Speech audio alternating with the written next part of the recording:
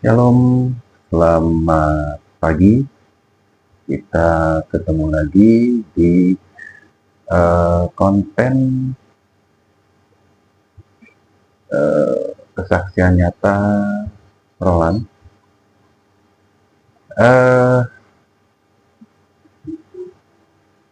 Mohon maaf kalau misalkan ya seharusnya saya upload konten itu setiap Selasa dan Jumat. Cuma lain kali ada kesibukan yang menyebabkan memang saya membuat konten terundur. Tapi tetap saya fokus untuk membuat konten kesaksian nyata untuk dapat saya bagikan kepada Bapak dan Ibu. Meskipun apapun yang terjadi, saya tetap harus upload konten. Nah, pada kesaksian nyata pada kali ini, ya,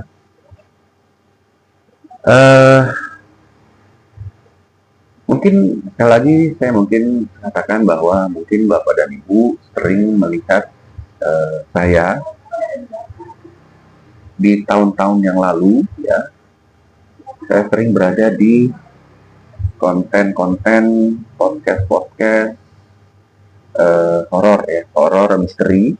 Bahkan saya pernah tergabung dalam tim penjelajahan, ya, penelusuran, ya, ke tempat-tempat angker. Yaitu ada satu nama kontennya, cuma saya sudah tidak di situ sekarang. Yang mana memang sedari saya kecil, hal ini tidak pernah saya minta. Karena menurut almarhum ibu saya meninggal di tahun 2021. Sedangkan ayah saya meninggal di tahun 97, ya. Dan saya kelahiran 80, yang mana menurut ibu saya waktu dilahirkan memang meninggal jam 7 pagi, dan puji Tuhan bernapas kembali di jam 3 sore. Yang secara manusia, secara akal sehat itu nggak mungkin. Namanya jantung itu harus sudah berhenti. Kemudian terulang kembali pada Juni 2025 di tahun lalu. Di saat itu saya mengidap satu penyakit yang cukup berbahaya, yaitu kanker otak. Dan terkena vonis dokter 3 bulan, dan sebelum 3 bulan, baru 1 bulan lebih sedikit saya game. Dalam arti, ya selesai. Tapi puji Tuhan, Tuhan kembalikan lagi.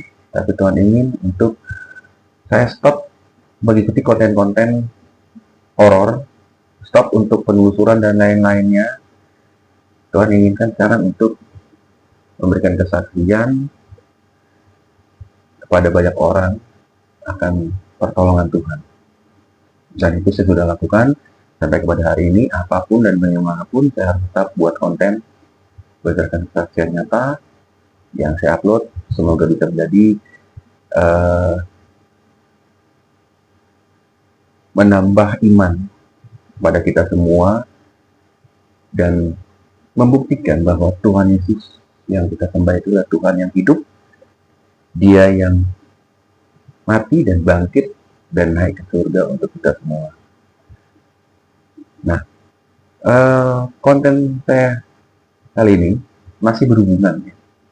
Jadi dari kecil memang saya semenjak saya hidup kembali bisa melihat hal-hal yang nggak orang lihat. Ya, kisahnya pernah saya sampaikan mungkin di awal konten, ya, awal saya konten. Ya, dan banyak konten di luar juga saya sampai konten-konten rohani di luar yang saya sampaikan hal itu. Dan percaya tidak percaya, itu hal yang tidak pernah saya minta. Bahkan berapa kali orang tua saya pun berusaha menghilangkan itu, dibaptis segala macam, malah makin terang. Jadi beda orang yang ilmu dengan yang memang orang bilang gift. Kalau orang gift, semakin kita menghilangkan, semakin nyata yang kita lihat. Tapi kalau orang ilmu, mantan dukun lah atau apa, itu dia ilmu. Nah, itu baru namanya kutukan. Tapi kalau gift itu nggak bisa dikatakan kutukan. Nah, dalam hal ini,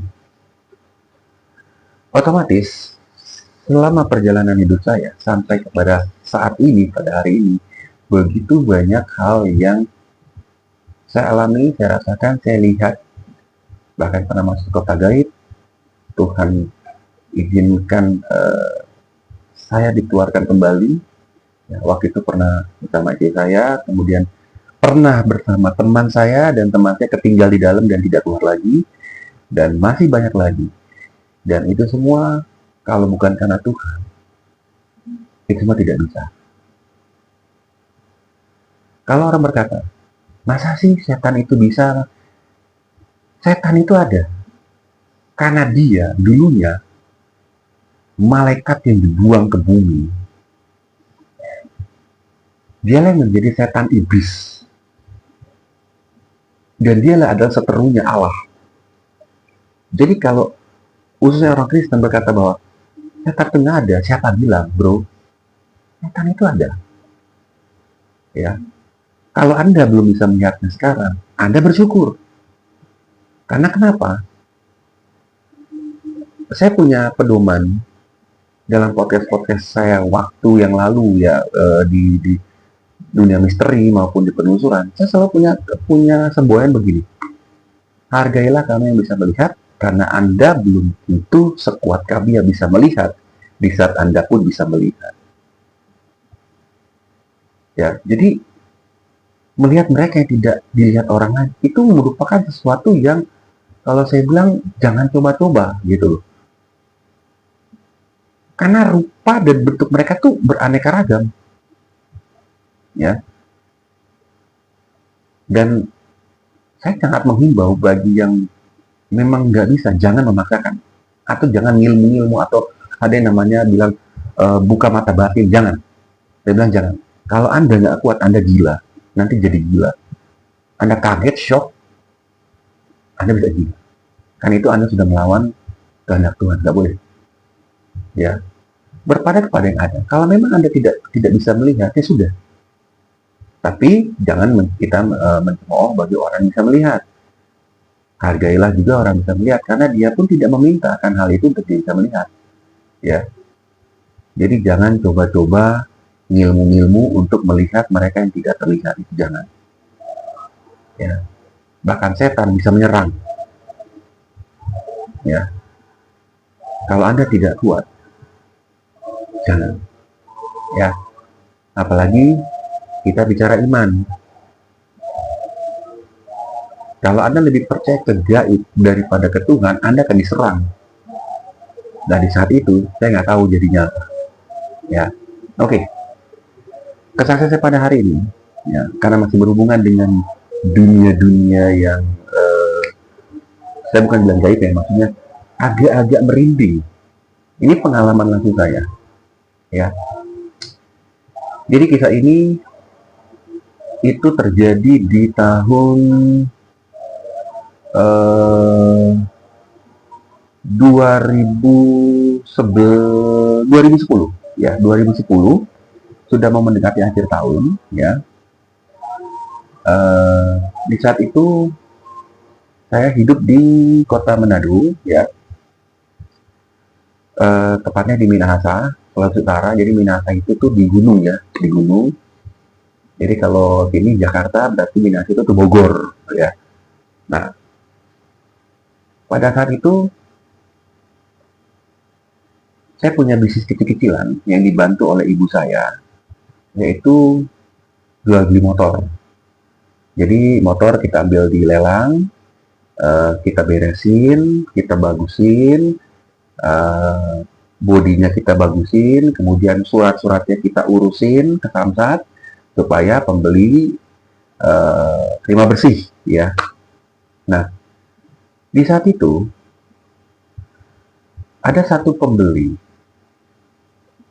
di daerah Minahasa Selatan. Nah, pembeli itu suruh bawa motor itu ke rumah dia mau lihat.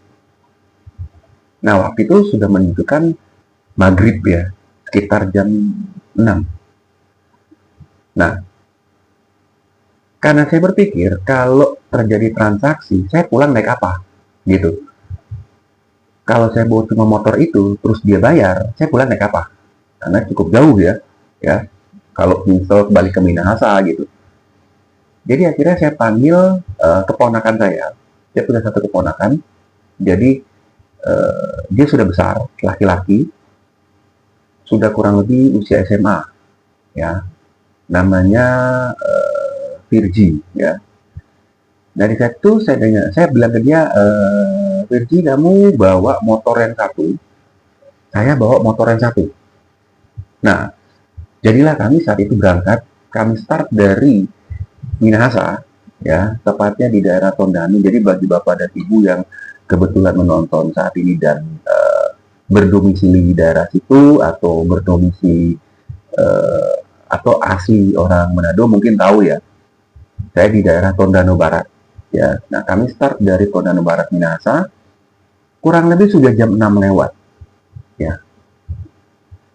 Kami start. Nah, perjalanan dari Minahasa pusat, ya, dari Tondano Barat itu ke Minsel, kurang lebih kalau ditempuh motor 45 menit, paling lambat 1 jam, ya. Akhirnya kami berangkat. Nah, kalau dari Tondano Barat, Minahasa, itu kita melewati namanya kota Tomohon, ya, kota dingin, ya. Itu Minahasa sudah dingin, Tomohon lebih dingin lagi. Bahkan kalau subuh begini dia berkabut, ya, seperti puncak, ya, kayak puncak pas, tapi lebih dingin lagi, ya. Nah, akhirnya setelah kami melewati Tomohon, kami lurus terus melewati banyak sekali perkampungan. Nah, akhirnya kami tiba ke rumah daripada si pembeli motor ini. Nah, begitu sampai di rumah pembeli motor ini, dia sudah oke dengan motor tersebut, kondisinya semua oke, semua sudah baik adanya. Cuma dia bilang uangnya kurang, gitu. Jadi kesepakatan kami waktu itu adalah 7 juta, tapi dia punya uang saat itu cuma 5 juta. Nah, otomatis ya secara bisnis ya harus bikin apa dulu, ya. Tapi saya juga nggak mau kasih motor, ngasih barangnya tapi uangnya kurang. Takutnya nanti kekurangannya kita cari susah gitu. Sedangkan ini kan kita nggak kreditin, jadi kita belinya cash, jual beli itu cash. Akhirnya dia bilang, ya sudah gini Pak, besok siang balik lagi ke sini, saya tambahin 2 jutanya, ya. Jadi genap 7 juta. Anda ke sini besok siang, sekitar jam 11. Ya, oke, baik. Berarti pada malam itu sudah malam ya. Karena di kami sampai di Minsel itu sudah kurang lebih setengah 8, ya. Nah, berarti pada malam itu tidak terjadi transaksi, ya. Di cancel sampai besok siang. Nah, akhirnya saya bilang kepada ponakan saya ini, yuk kita balik lagi ke Tondano, besok baru kita balik lagi. Dan saya menjanjikan, oh, nanti tenanglah, besok lu bawa lagi di motor sama saya, nanti saya kasihlah kamu. Yang hari ini sama yang buat besok adalah buat kamu, gitu loh. Nah, di sepanjang jalan pulang, kami tidak mengalami gangguan apa-apa, ya. Meskipun daerah ke arah Minsel itu, kalau saya bisa bilang daerah ke arah Kawangkoan itu, ya, kalau dari Tomohon ke arah Minsel Kawangkoan itu banyak daerah-daerah rawan. Rawan bukan dalam arti rawan begal ya, bukan. Karena di sana itu jarang dibilang begal. Meskipun banyak tempat-tempat sunyi, tempat-tempat gelap, ya, tapi jarang begal, ya. Di sana kalau bilang rawan, ya, rawan penampakan. Nah, ini, ya, karena saya juga punya kisah, ya. Waktu itu dengan istri saya pakai mobil, banyak yang kami lihat gitu. Dan memang setiap kali lewat situ, karena kemudian istri orang kawan-kawan juga, kalau kami tiap kali ke sana, itu banyak kami lihat penampakan-penampakan aneh-aneh gitu. Cuma pada saat itu, ya, pada kisah ini, pada saat itu, waktu kami pergi itu aman-aman aja. Ya, karena itu kan jalannya Trans Sulawesi ya. Nah, ya, waktu kami pulang, eh, kita jalan itu kita nggak merasakan apa-apa, ya. Nah, tiba satu ketika, jadi daerah Kongkon itu ada banyak gua, ada beberapa titik gua ya. Ada gua yang nggak boleh dimasuki karena sudah tertutup dengan semak-semak. Ada gua-gua yang masih bisa dimasuki tapi dipagar, ya. Jadi gua-gua itu adalah gua peninggalan masa pendudukan Jepang. Makanya orang sana bilang adalah gua Jepang, ya. Nah, tiba satu ketika ada satu belokan, dan di belokan itu saya tahu itu ada gua Jepang besar, ada pagernya, ya. Dan di sebelah kiri itu jurang dengan pohon-pohon besar, ya. Padahal waktu kami pergi tadi, kami lewat situ, itu nggak ada masalah. Nah, pas pulangnya, pas kami lewat situ, pas belokan, jadi saya dengan ponakan saya ini, jadi kami mainnya agak ngebut karena sudah malam gitu loh, karena juga kesian dia kalau kemalaman, dia kan masih punya orang tua. Jadi saya udah bilang kita agak ngebut tapi hati-hati, jangan sampai tergelincir. Nah, pas belokan, jadi posisi itu motor saya di depan, dia di belakang. Pas belokan, miring, tiba-tiba karena saya paling depan, di depan saya itu ada seorang perempuan.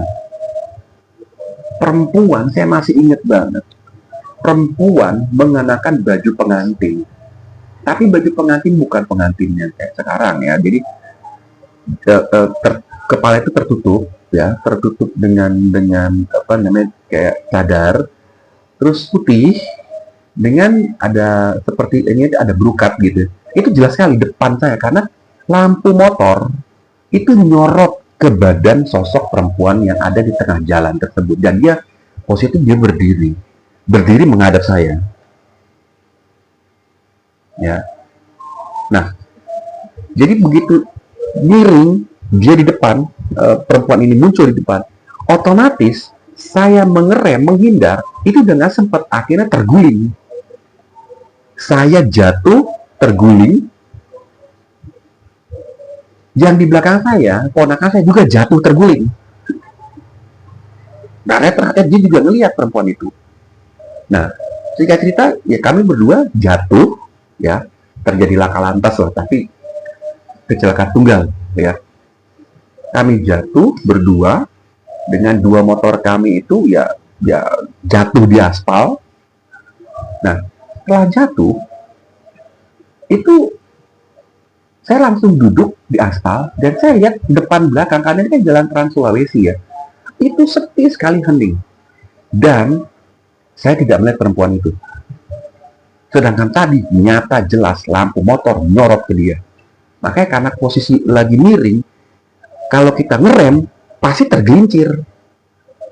Karena kondisi juga ya bukan motor pelan ya lumayan lah gitu. Nah, saya melihat perempuan itu nggak ada. Tiba-tiba di depan kami berdiri seorang kakek-kakek, ya, berdiri seorang kakek-kakek dengan ya penampilan seorang kakek-kakek dengan topi Pak Tani, tapi nggak bawa cangkul, dengan topi Pak Tani, dan tangannya nggak bawa apa-apa, telanjang kaki, cuma pakai celana pendek lusuh dengan kaos singlet yang sudah lusuh. Dan dia berkata kepada kami, ya, dalam bahasa Manado ya, artinya pelan-pelan, kalian hampir menabrak saya. Saya kaget. Di saat itu saya berdiri, ponakan saya berdiri, saya bilang, opa, yang saya tadi perempuan, bukan opa. Dia cuma tersenyum dan dia berkata kembali, kalian hampir menabrak saya. Waduh, Saya kaget. Dan itu keponakan saya melihat. Tapi keponakan saya juga bilang, itu kan tadi perempuan. Nah, berarti keponakan saya juga melihat. Jadi waktu perempuan itu muncul, dan kakek-kakek ini akhirnya menggantikannya muncul kemudian, saya dengan ponakan saya melihat. Sudahlah saya memang melihat dari kecil. Tapi keponakan saya, dia nggak pernah melihat. Bener-bener nggak pernah melihat yang begituan. Baru kali ini dia melihat 2 kali. Perempuan itu dan si kakek-kakek ini. Dan lebih anehnya, si kakek-kakek ini ngelewatin kita tanpa mau menolong untuk mengangkat motor kita. Dia nggak mau tolong. Jadi dia ngelewatin dan ngelewatin biasa. Nah, di saat dia melewati kita, saya dengan ponakan saya bilang, kan tadi perempuan ya, iya. Kita lagi bingung, tiba-tiba kakek-kakek itu kita masih dalam pandangan mata, kurang lebih masih 100 meter. Hilang. Bener-bener blek, hilang. Di saat hilang, itu ponakan saya, dia langsung cengkeram lengan saya. Dia bilang, Om, itu apa Om? Om, itu apa itu Om? Om, itu apa Om? Dan memang benar-benar hilang. Seperti disedot tanah, begitu hilang. Dan kondisi saat itu, jalan itu sepi sekali. Biasanya, masih 7:30 masih ada lewat motor atau mobil. Di saat itu sepi sekali. Nah, setelah itu, ponakan saya sudah ketakutan, dia remas lengan saya.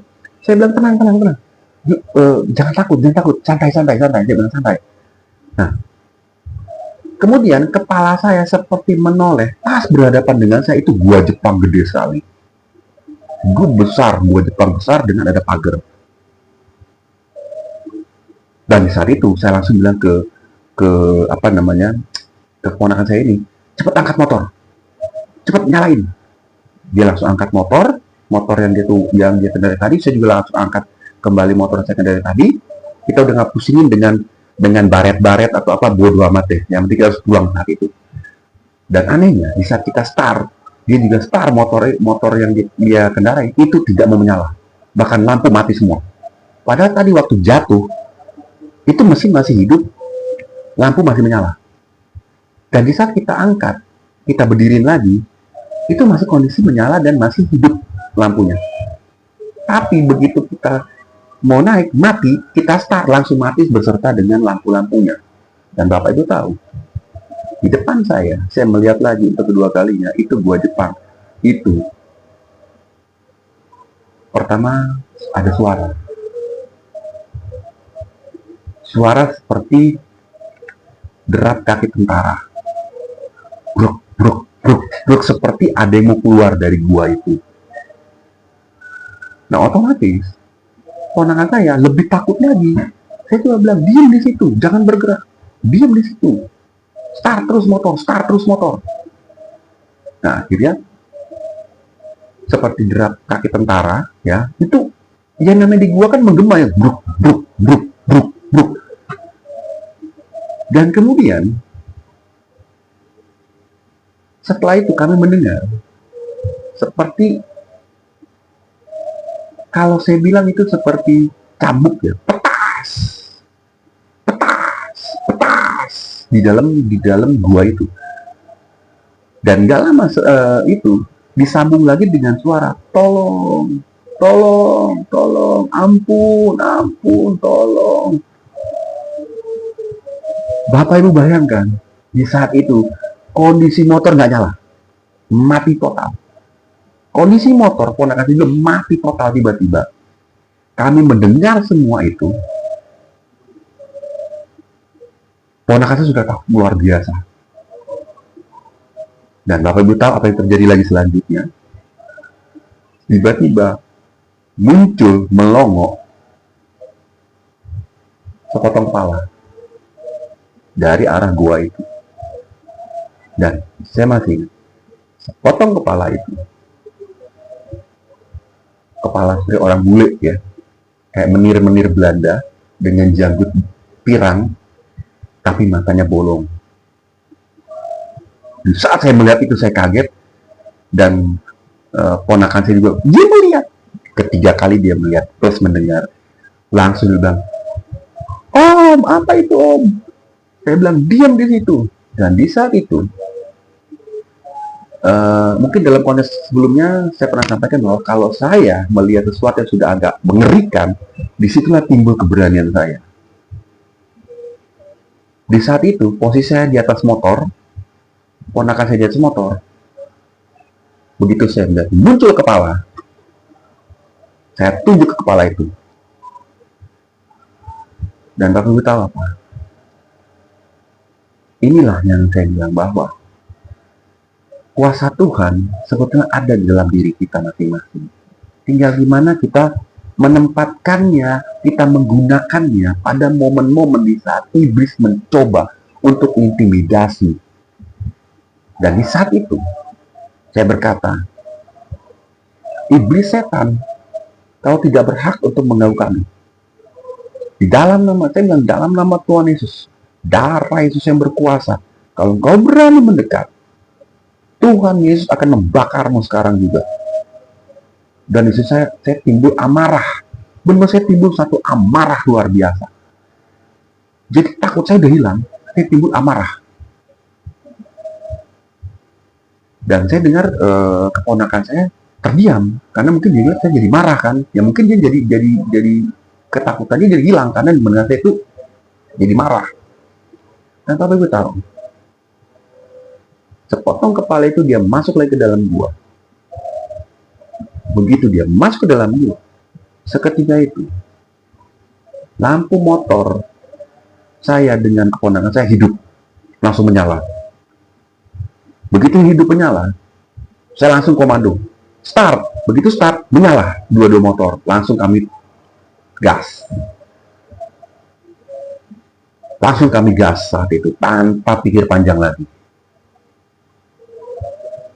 Dan begitu kami sampai di Tondan, di rumah, saya berkata kepada ponakan saya, "Yurgi, baru kali ini kamu ngalamin kan?" "Iya Om." "Waduh, sadis Om." Saya bilang, "Dah, jadikan ini cerita bagi dirimu bahwa Tuhan selalu menyertai kita. Percaya itu." "Iya Om." Dia cuma bilang, "Iya Om, iya Om." Dan saya bilang, nggak usah digembar-gemborin, ya, biasa aja. "Oh iya Om." Nah, dalam hal ini yang saya mau katakan yang mau saya sampaikan dan katakan kepada Bapak Ibu dan saudara sekalian, bahwa dalam keadaan dan kondisi apapun, iblis, setan, itu selalu berusaha untuk mengintimidasi kita. Dengan apapun juga, bahkan dia tahu apa yang menjadi kelemahan kita, dia akan serang di bagian itu. Nah, dalam konteks itu, dalam konteks kesaksian saya itu, dia tahu saat itu saya panik dengan keponakan saya, dan dia tahu keponakan saya penakut. Jadi di sisi itu dia serang kami berdua dengan penampakan suara-suara yang mengerikan. Itulah iblis, itulah setan.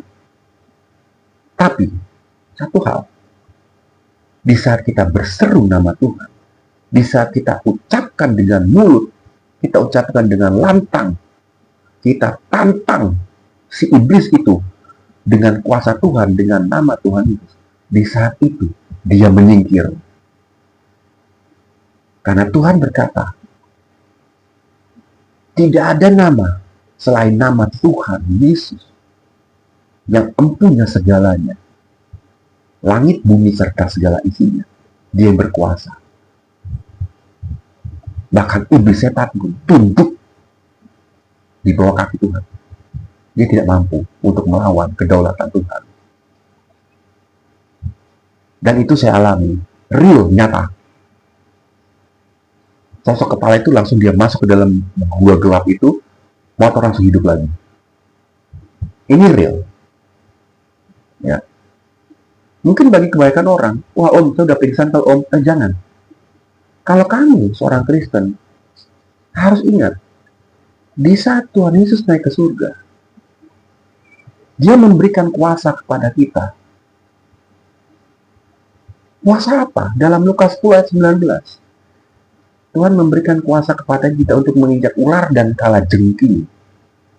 Itu tandanya apa? Kita untuk bisa mengalahkan setan, iblis. Bahkan ada ayat mengatakan lawanlah iblis, maka dia akan lari daripadamu. Dan saya punya ayat juga, yaitu di dalam Mazmur 34 ayat 18. Yang mana kita ketahui Mazmur adalah, kitab Mazmur adalah perkataan Daud. Pengalaman nyata Daud dengan Tuhan. Di sini dikatakan, Mazmur 34 ayat 18. Apabila orang-orang benar itu berseru-seru, dalam arti meneriakkan nama Tuhan dengan lantang, dengan fokus, maka Tuhan mendengar. Garis bawahi, maka Tuhan mendengar dan melepaskan mereka dari segala kesesakannya. Jadi di saat apapun kondisi kita, dalam ketakutan apapun akibat intimidasi setan, di saat kita berseru dengan lantang, serukan nama Tuhan Yesus dan lawan iblis, saat itu Tuhan mendengar dan Tuhan yang turun tangan. Di saat itu Anda akan melihat iblis, setan, bahkan masalah kita lari daripada kita. Saya sudah alami dan saya yakin kalau Anda lakukan hal ini, Anda juga akan mengalaminya. Dan saya yakin doa orang benar besar kuasanya. Terima kasih sudah menonton konten kesaksian Nyata Roland kali ini, dalam episode kali ini. Semoga bisa menguatkan iman kita semua dan tetap fokus, tetap jaga iman, dan selalu meneriakkan nama Tuhan Yesus dengan lantang. Karena di saat itu Tuhan datang membantu Anda, menolong Anda dalam kondisi apapun. Shalom dan selamat pagi, sampai bertemu dalam episode yang berikutnya. Amin.